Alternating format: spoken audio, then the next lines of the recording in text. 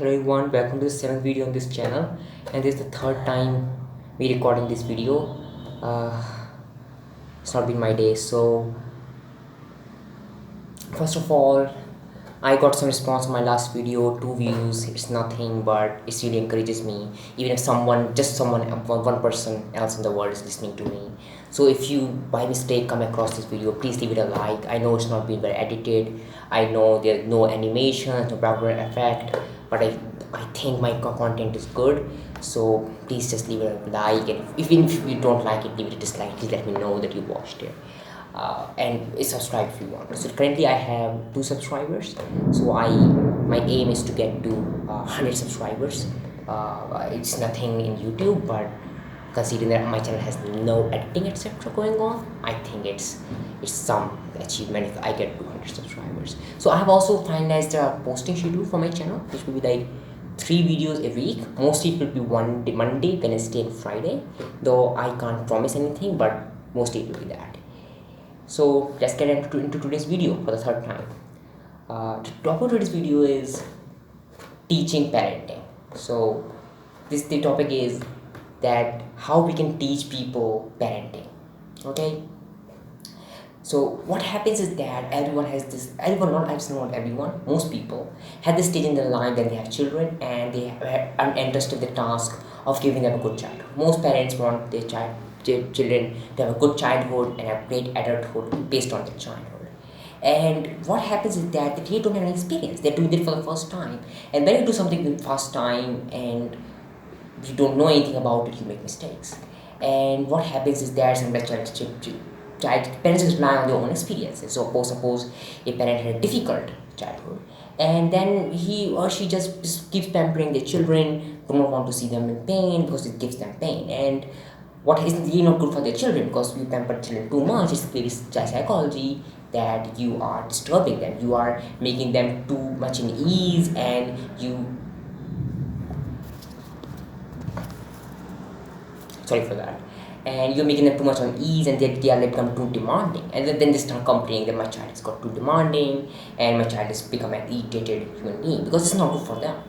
And on the other hand of the spectrum, sometimes parents go too strict because their parents were too soft with them, and that's also not good. You hear even people who became good and great complaining about their parenting. They just say that yes, my parents did so much for me, but I wish this could have been better. I wish they could have done this thing better. And what they really don't, many people don't understand, the parents have no experience in parenting. They many times even parents regret the decisions they made in their childhood. And also what happens is it's not just about giving children a better childhood. It's happened again. Sorry. So it's last time. I hope. So what it's not really just about how to give children better childhood. It's also about how to help parents deal with the stress which they get when they're parenting. So what happens? They're feeling stressed in work, and they come home and they take some sort of temporary stress out of the children, and then they feel guilty about it. Just don't know how to handle the stress. But 100 years ago, the situation was different. 100 years ago, we knew nothing. It was the method how you did things. But now we have researches, we have proven methods, we have knowledge of child psychology. So based on that, we can create guidelines. We already have guidelines. What happens that parents don't have access to them, or parents don't know that something to be done.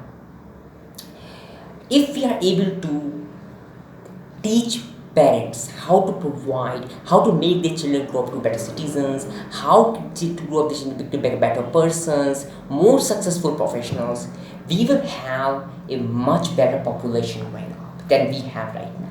These people will be more law abiding. These people will know the difference between right and wrong better. Even if you put in personal biases of parents, even if you make them faulty, even then, an educated person will always, a trained educated person will always perform better than an untrained one, as an average. And this population will be much better. And this is not just limited to and how to handle the stress, as I mentioned.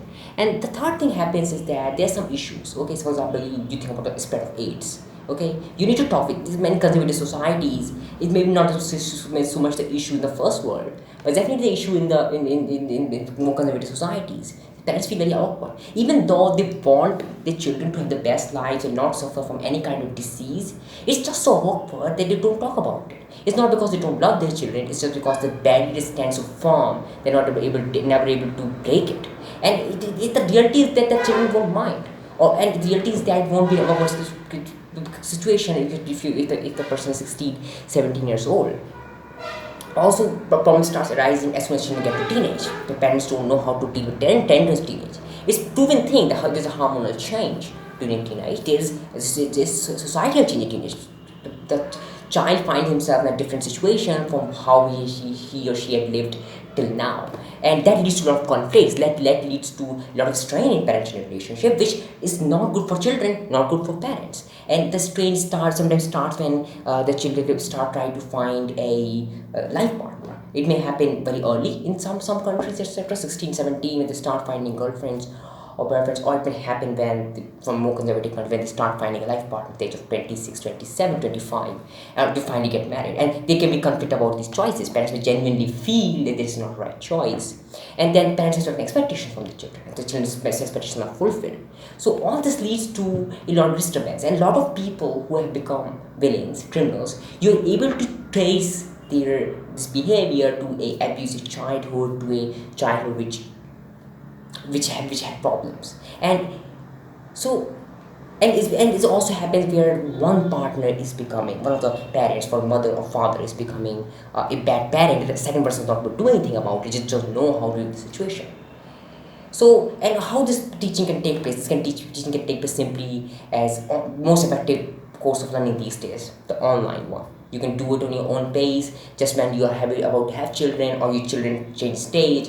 You can watch certain learning videos. This need not be very long, complicated, but provide people information. Or this could be in form of coaching classes or common guidelines or easily available information on the internet. It can be anywhere.